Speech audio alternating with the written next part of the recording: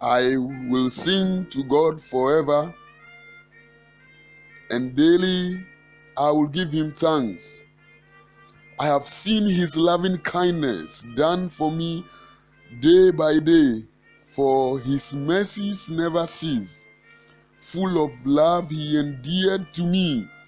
He cares for us, he gives us strength, keeps us close ever and ever. Everything is sure to pass away, but God's love is evermore.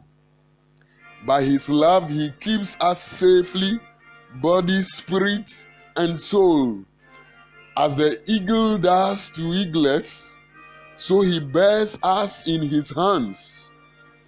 Day by day, from our conception, hour by hour, throughout our life, he cares for us. He gives us strength. He keeps us close ever and ever. Everything will surely pass, but the love of God is evermore. We thank God for his love, and we are grateful to him for bringing us to another day. Today, Tuesday, 16th January 2018. This is the love of God that is always doing mighty things in our lives. We are grateful to God. Lord, we say thank you and we adore your name this morning. Let's join as we thank God and meditate on his word. And so I invite you to today's bright morning reflections.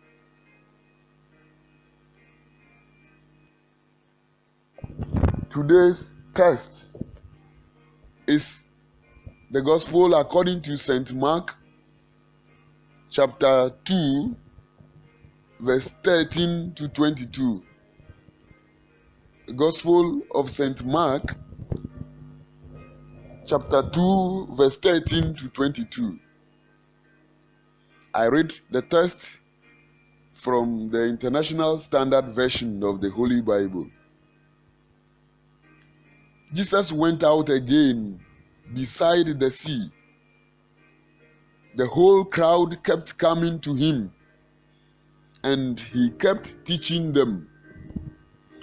As he was walking along, he saw Levi, the son of Alphaeus, sitting at the tax collector's desk. Jesus told him, "Follow me." So Levi got up and followed him. Later, he was having dinner at Levi's house. Many tax collectors and sinners were also eating with Jesus and his disciples, because there were many who were following him. Then the scribes and the Pharisees saw him eating with sinners and tax collectors. They asked his disciples, "Why does he eat and drink with tax collectors and sinners?" When Jesus heard that, he told them, "Healthy people don't need a physician, but sick ones do. I did not come to call righteous people, but sinners." Now, John's disciples and the Pharisees would fast regularly. Some people came and asked Jesus, "Why do John's disciples and the Pharisees' disciples fast, but your disciples don't fast?" Jesus replied, "The wedding guests can't fast while the groom is with them, can they? As long as they have the groom with them, they can't fast. But the time will come when the groom will be taken away from them, and they will fast on that day. No one patches an old garment with a piece of unshrunk cloth. If he does, the patch pulls away from it, the new from the old, and a worse tear is made. And no one pours new wine into old wineskins. If he does, the wine will make the skins burst, and both the wine and the skins will be ruined. Instead, new wine is poured into fresh wineskins. Amen.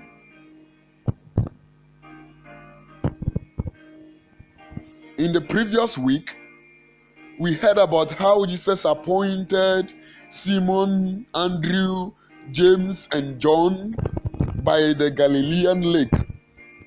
The next person to join Jesus' group of chosen disciples was the tax collector Matthew, also known as Levi. Matthew took Jesus home for a meal and invited his fellow tax collectors and other friends to come and meet his new master. Jews despised tax collectors as being unpatriotic, dishonest, and irreligious. The Pharisees despised Jesus' work when they saw him eating with these tax collectors.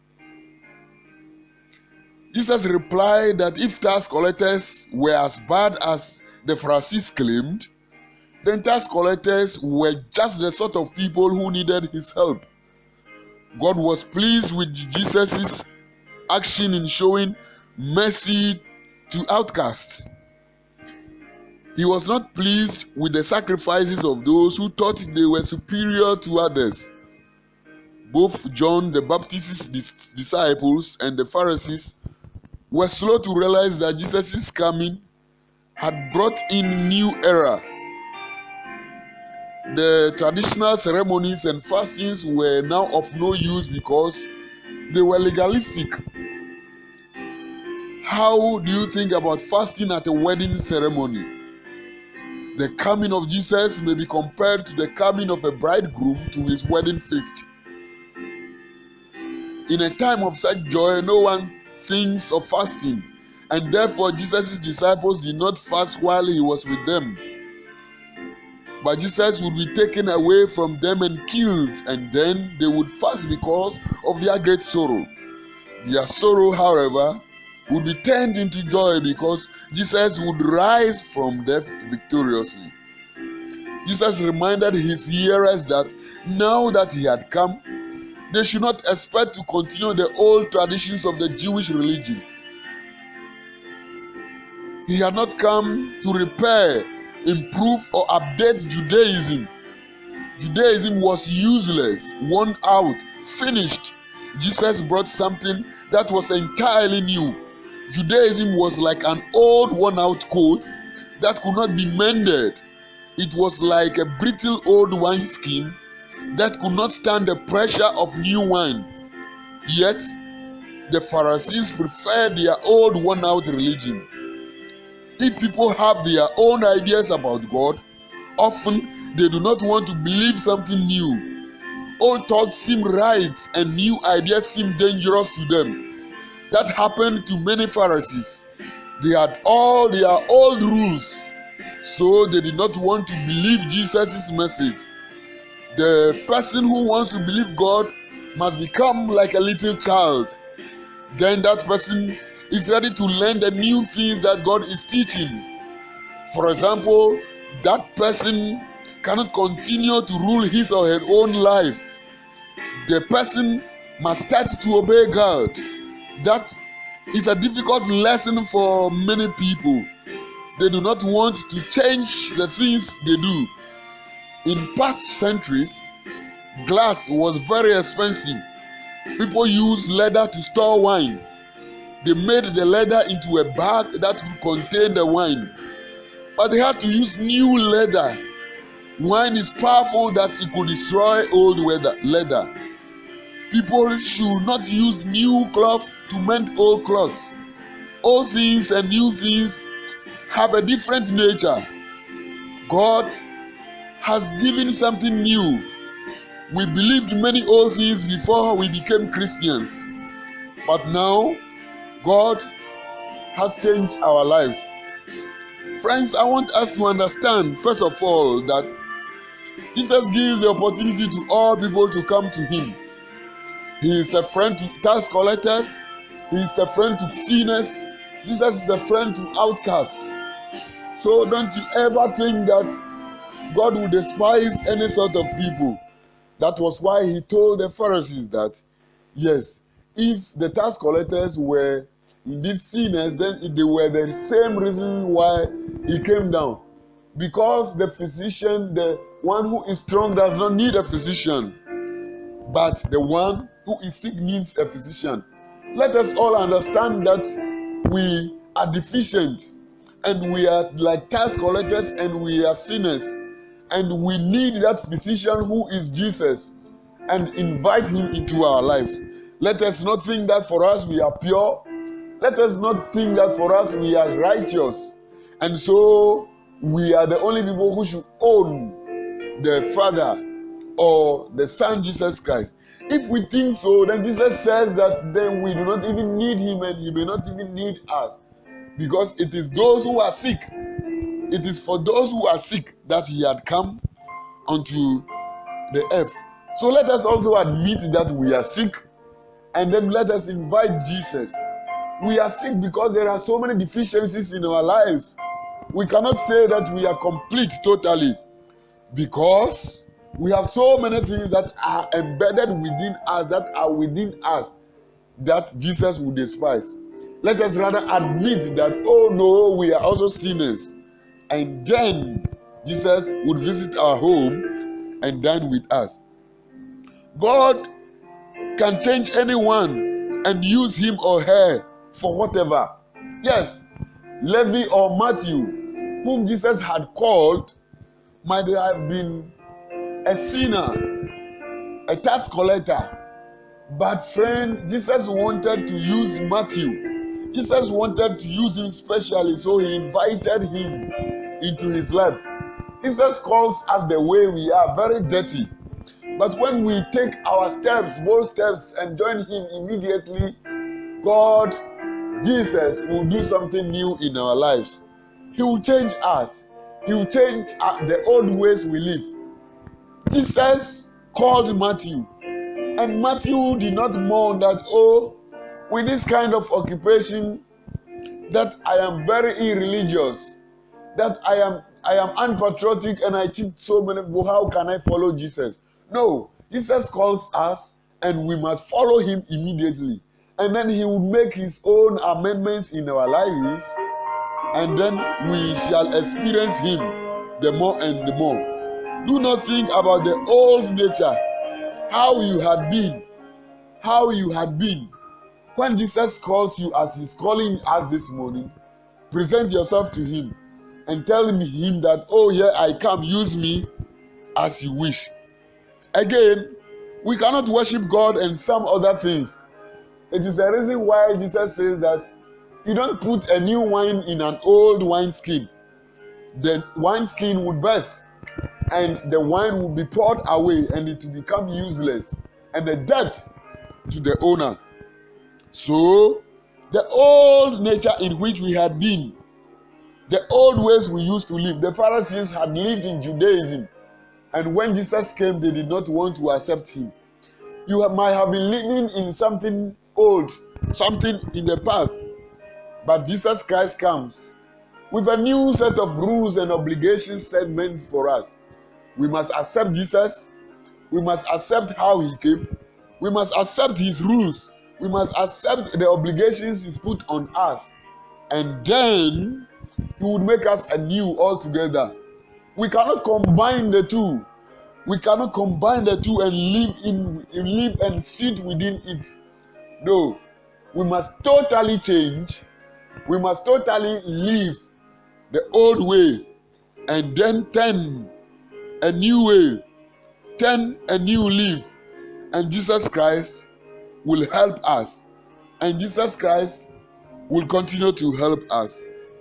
Be sure that when Jesus calls us, we must follow him immediately. So the time is now when Jesus is calling somebody to, that you should leave that old way of life and follow him like Matthew did. He will join us to our home. People will mock us, but let us never mind. We have found Jesus. Let us march forward. Let us seek Jesus only, and let us be with Jesus, no matter what people will say. And I want to repeatedly warn those self-righteous people who think that they are righteous, who think that they deserve Jesus.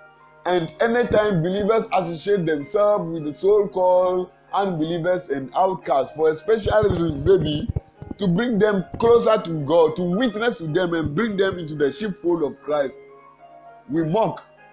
We say a lot of things. No, we need to understand that for believers, we are for all people, just as Christ was visiting everybody, was inviting every kind of person. Yes, do not think that you are righteous. It is only Jesus who can make you righteous. But let us rather allow people of God to bring in people. They should bring in the weed smokers. They should bring in the drunkards. They should bring in the prostitutes. They should bring in the murderers. They should bring in the thieves and all sorts of people, sinners, outcasts. Let them be brought. Let them be witnessed to, so that they can be brought to the sheepfold of Christ. And God will be happy with us. Let us not think that they are useless, they cannot be used. Jesus called in Matthew, who was a tax collector, somebody who had been described as a sinner, somebody who had been described as unpatriotic. And he joined the 12, and he worked marvelously, wonderfully in that kingdom business. So let us invite all sorts of people. Let us go. Let us go into the ghettos. Let us go into the ghettos and witness to those people whom we think that they are useless. No, do not pass them by. But anytime you meet them, send a message of Christ, the loving message of Christ to those people. And Jesus Christ will be happy. And of course, one day, the Spirit of Jesus will speak to those people. And as Matthew, they will follow Jesus. They will follow you. They will also become Christians. And Jesus Christ will be happy. They will smile and say, "Thank you, my son, my daughter, for a great job done." It is my prayer that we would act on his word daily, we would meditate on the word daily, and our lives shall change and will become useful to him. Remember that Christ loves all sorts of people. Christ loves sinners, and Christ loves you too. In the name of God the Father, Son, and Holy Spirit. Amen. Friend, I am the Reverend Bright Mawiena Mfojo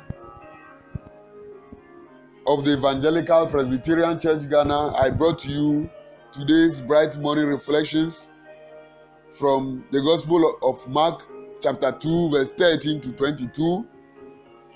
And we thank God for your life, for listening. Continue to share the message with everybody, and let the message of God spread across the globe so that everybody can listen to the voice of God every day. Thank you for sharing. Let us pray. Father, we thank you for today too. We thank you for bringing forth your word. We thank you for the lives of your listeners and all those who will be sharing your messages so that your message could be extended to all corners. Lord, I thank you especially for the lives of these people. They are not righteous people. We are all sinners like Matthew the tax collector. But we pray that we thank you that you have granted us to that special invitation to be part of your people. We thank you for accepting to dine with us. God, we pray that you shall help us to continue to be with you all the time. We commit this day into your care. We pray that only that you have established, that your purpose shall come to pass in our lives. We pray for our family members too. We pray for our children. We pray for our spouses. God, we pray that you shower your blessings on them. We pray that wherever our family members are, you shower your blessings on them. And you shall take them out of every trouble that may have come upon us as a result of our sinfulness or by the snare of the evil one, that we shall remain strong and strong in you forever and ever. Through Jesus Christ our Lord, we pray. Amen. Thank you for listening. Tomorrow we'll come to you again, God willing, and our test for Bright Morning Reflections, Wednesday,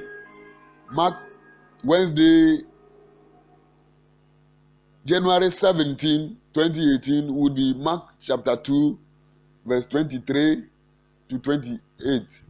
Make a date with us. Continue to listen to his word day by day.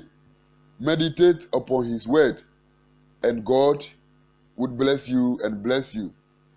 You can always contact us with any questions or comments, or even for counseling on 0204 113206 or 0249 594564, and God would be ready to accept you, would be willing to listen to you.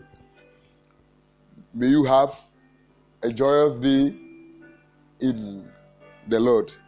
Until we meet again tomorrow, God willing, this Bright Morning Reflection is a daily devotional teaching devotional that comes to you every day.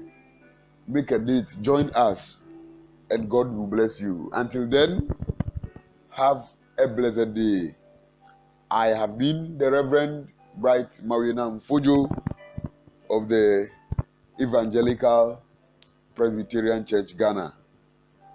Bye for now.